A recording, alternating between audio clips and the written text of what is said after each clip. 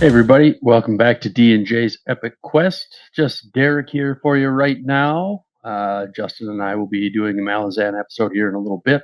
Gonna do something I haven't done before. Gonna talk about a movie that I just recently watched. The other night I watched Predator, Killer of Killers. If you know, I'm a pretty big Aliens fan, and so there's some crossover there with Predator universe, and I hadn't checked this out yet, and my wife and I were just kind of at home, and she was just kind of scrolling on her phone, and I had this on the TV and watched it. It is animated, which again is not something I typically go for. I wouldn't call this anime, but it. My wife looked at it and she's like, it kind of looks like a mix between like a comic book and a video game, and I think that's a pretty accurate description.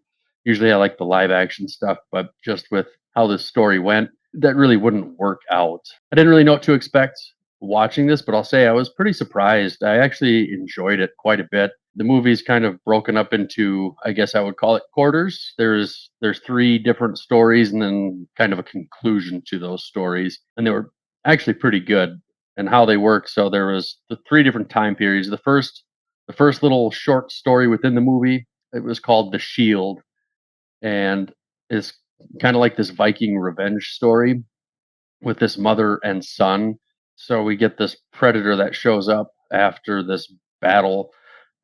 You find out that this mother is trying to kill this warlord that had a hand in killing her father many years ago.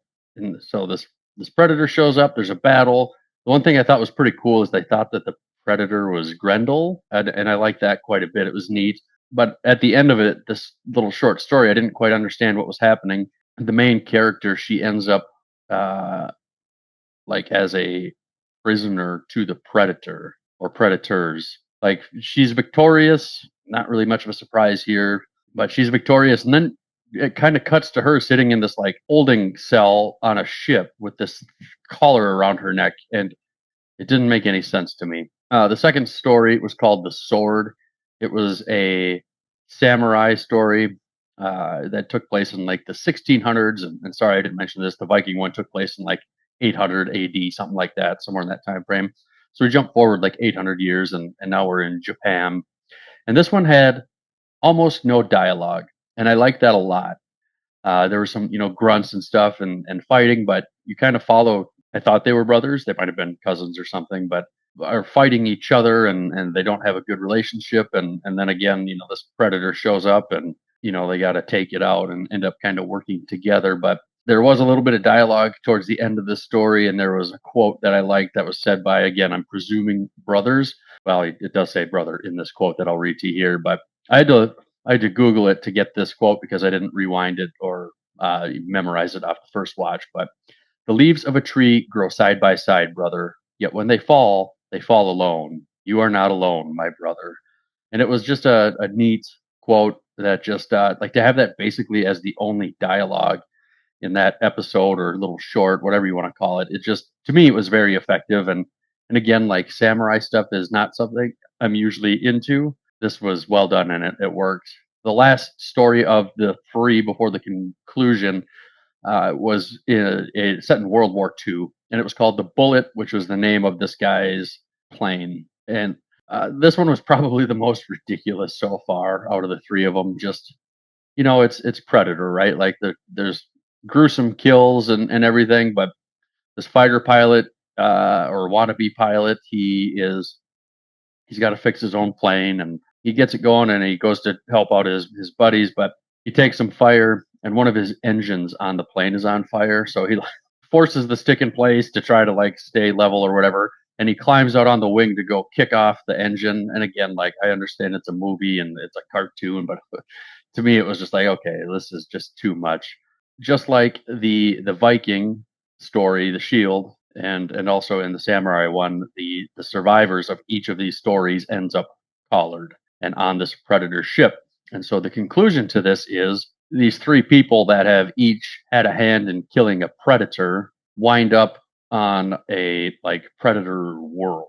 And you have like, I imagine it must be the king predator, and he basically says three are going to fight to the death, and whoever survives is going to fight me. He gives them all weapons from their tribes, as he called them, And so there were some neat Easter eggs in this final showdown, especially if you've watched Predator 2 or Prey, you will know what I'm talking about.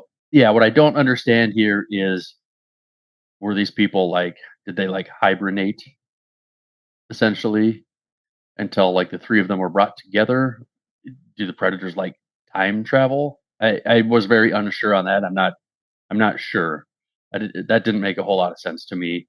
But aside from that, like I didn't let that bother me much. It was fun to watch. Like the kills were gnarly. The stories were pretty good, and there was a few nods to Alien, which I liked. So on this Predator ship, there's a big face hugger on the front of it, or at least it looked like one to me. And then there was a nod to Prey at the end of the movie as well. And I guess that kind of makes sense because the guy who directed Prey also directed this. And one thing I didn't recognize was Michael Biehn does a voice for one of the characters that once I saw his name pop up in the credits, I was like, oh, okay, I totally hear that. But at the time, I didn't recognize it. So I thought that was really cool as well. But that's all I've got for Predator Killer of Killers. Let me know if you watched it, what you thought, if you liked it. Again, this is not like my normal type of thing that I would be into, but I thought it was pretty solid for a Predator entry. I've not seen Badlands yet. Probably check that out at some time. But if you like this type of episode, let me know. Maybe I'll keep doing these, maybe not. Hard for me to say, but hope everybody has a good day. Take care.